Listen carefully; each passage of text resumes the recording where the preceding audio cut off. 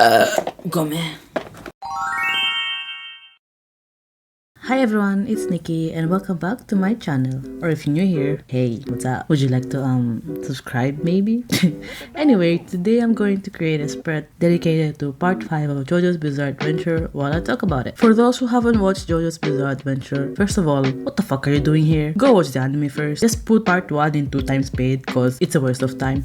But the rest are big. Also, I'm gonna be spoiling all 5 parts, so you've been warned. So I started watching Jojo's Bizarre Adventure like 3 years ago, and I gotta tell you, it's been fun. But, and a huge but, it was so hard for me to get into. Jojo's Bizarre Adventure Phantom Blood, aka the first part of the series, was boring. It took me more than a year to get through just 9 episodes. Jonathan is my least favorite Joestar. He's your typical nice guy shonen hero with big muscles and barely any personality. It's not bad, but compared to the other parts, it's definitely the weakest. I had to force myself to finish it, but I'm so glad I did because everything after is peak. That said, I think I was a little harsh on part 1. Compared to other shonen series, it's actually pretty solid and a lot weirder too. The bizarre factor is already there, just not at the full-blown insanity level we see later on. I think people were expecting stands from the start, I know I was, and got thrown off by the more traditional good versus evil setup, but we should give it a little more credit. It's where everything started. Also, Dio carried it, okay? Like, he's a drama queen, iconic, and 5 generations of torment, diva behavior. But basically, there's so much variety throughout all the parts. The way the JoJo series is structured is so unique, you know? Each part has a different protagonist and goal. They're all related, but their stories take place in different parts of the world, which is so cool. And with each part, the series just gets better and better. Or should I say, more bizarre. Now, I haven't watched part 6 yet, but from the parts I've watched so far, my favorite is definitely part 4. Even though its tone is so vastly different from the rest of the parts. Part 4 is where I went from casually enjoying Jojo's Bizarre Adventure to falling in love with it. Yeah, I know, this is supposed to be about part 5, but I can't not talk about my favorite part and my favorite Joestar, Josuke. I know a lot of people only love part 4 because of the second part where Kira finally gets introduced, but I love her sprinkle of slice of life. Chill, but still full of creativity. The stand abilities in this part are so unique too. In short, I love part 4 and I just wish I felt the same way about part 5. I really do love part 5, it's honestly fantastic, but part 4 still holds the top spot for me. What makes part 5 shine though is that while part 4 had good characters, part 5 had great characters and even better dynamics. It's the part where all the gay allegations officially began, but the gang genuinely feels like a found family. The emotional closeness is something I felt part 4 lacked. The characters in part 5 have so much personality and depth, and we actually get to explore their backstories and motivations in a way that really pulls you in. That said, the ending of part 5 didn't quite land for me. It's mostly because of how it ended. In part 4, Josuke defeats Kira using his wits and creativity, true to his character and consistent with how he's fought all along. It felt earned. We saw Josuke grow, adapt, and outsmart a formidable enemy in a very satisfying way. And I've always believed that it's not the stand that makes the character, it's the character that makes the stand. Because in theory, Josuke's ability to destroy and heal seems very weak, but he maximized that potential of his stand because it's Josuke we're talking about. But with part 5, that kind of principle falls apart in the final battle. Diavolo's stand, King Crimson, is insanely powerful, right? I was really hyped to see how they were going to defeat him. Up to that point, the battles in part 5 were so over the top, inventive, and just insanely fun to watch. But then Giorno just upgrades to Golden Experience Requiem to the arrow and just wins. The stand defeats Diavolo, not Giorno. And that's where the impact was lost for me. It's the same issue I had with the end of part 3 too. The hero suddenly gains a super specific power up to defeat an otherwise unbeatable villain. At least in part 3, it felt a bit more believable. Star Platinum is all about raw power, and Jotaro being hot-headed as always, he won. At least Diavolo got cursed to die infinitely. Still, each part just gets better in so many ways. Even though part 4 is my favorite overall, I can fully admit that part 5 makes up for things part 4 lacked, especially when it comes to character development and interpersonal dynamics. The cast of part 5 is just on another level. I mean, Bucharity is clearly a better Jobro than Okiasu. I'm sorry Okiasu, I still love you, but yeah, I fell in love with all of them. That's why Fugo's sudden disappearance stings. He's gone and then never mentioned again.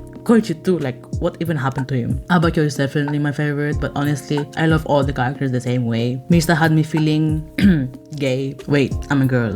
Anyway, I love all the characters. Also, people should appreciate Trish a little more. I loved her character arc, and she even got a stand ability. From Fail, who doesn't know shit about combat, to badass with a really cool stand ability, and her friendship with Mista is so endearing. It's giving sibling core, you know. Narancia was my baby. He didn't deserve to die like that.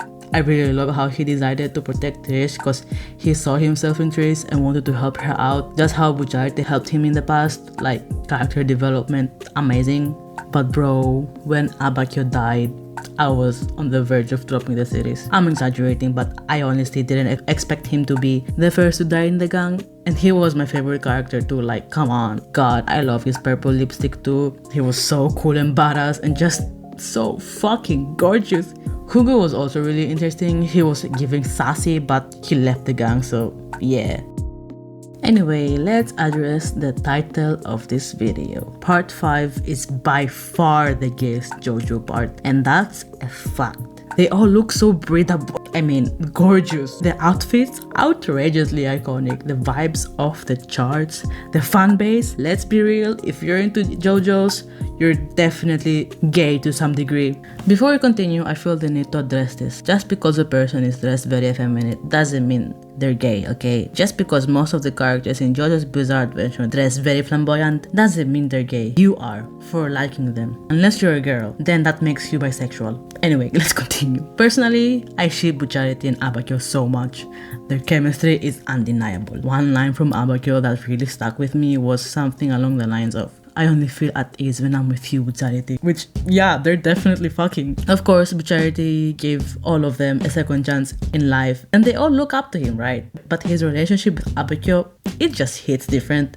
Their bond feels deeper and more personal. Also, we literally have Squalo and Tiziano. There's no way they ain't fucking. Like, how much more obvious does it get from their part 5 is gay?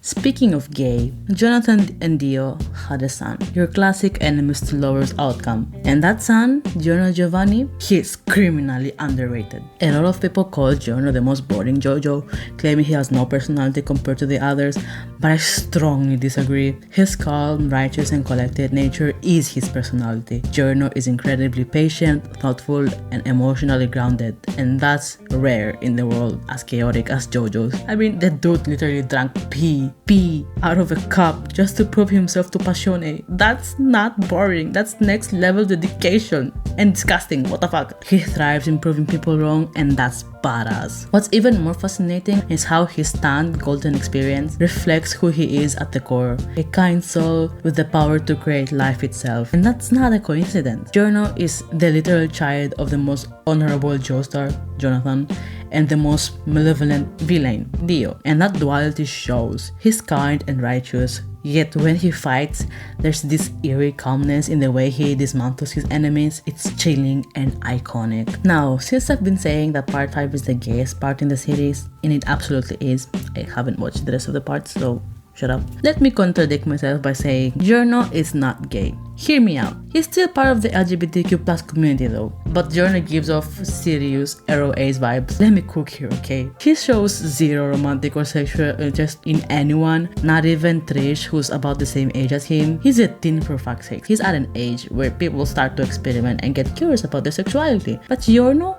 Nothing. Even in flashbacks. What he's passionate about is taking over Passione and making the world safer for kids. And that's where his love goes. Into action, into purpose. And honestly, and that's very ero ace coded. Kind of how people assume other people's sexuality with a gaydar. Well, my gaydar says that he's ero ace for sure. Okay, I really need to talk about the last episode of JoJo's Bizarre Adventure, part 5. A lot of people were saying it felt super random, like who drops a flashback right before the finale? Yeah, it's weird, but honestly, I think the episode was doing something very important. It was trying to show that fate, no matter how much you fight it, cannot be changed. And I kind of loved that. It was a bittersweet ending. Even though so much pain came from trying to change their fate, it made the gang's journey meaningful. Every member of Bucharty's crew started in such a dark place. They were lost, broken, unsure of what life even meant anymore. But then they found each other, a new family in Passione, and suddenly life became worth living again. And that's why Bucharty is best girl, cause he was the one who recruited them, you know. The crew died because they chose to stand by each other. They died protecting one another. They died as a family, and that's life. When you love people, you open yourself up to pain, but you also open yourself up to connection. Devil turned away from that connection to avoid that pain, because bro just wanted to kill his own daughter to protect himself. Like damn, he may be a successful mafia boss, but he lonely as fuck. Giorno and his gang, however, embraced that pain because they cared for each other. Also, I found out the entire story of part 5 takes place in 1 week. 1 week. Are you kidding me? I thought Attack on Titan's 3-month arc was intense, but Giorno went from street level gangster to mafia boss in 7 days. Absolute insanity. Massive respect to Giorno, like what the fuck. Oh, and Pornalif is a turtle now. Not the most bizarre thing in JoJo's, but anyway. Anyway, to quote Super Eye Patch Wolf, people will hurt you. They will leave, and you will lose people that you love. But maybe that's okay, because for all the potential others have to cause us pain, they're also the only thing that makes life worth living. The ones who can pull us up from the path we're on, lift us up, and give us the chance and be better than what we are. And in the light of that, the pain is worth it. And that's JoJo Part 5. It's about pain, fate, but most of all, it's about love, family, and the beauty of choosing connection even when it hurts. That was so dramatic for an anime like JoJo's Bizarre Adventure, but anyway. Anyway guys, this is the final spread. I'm so happy with the way it turned out. I honestly didn't know what to talk about while I was writing the script. Until a few days ago, I had to cut out so many things out in order for me to be able to fit this voiceover in this video and not making 4 hours long. So yeah, and I hope to talk to y'all later. Bye bye!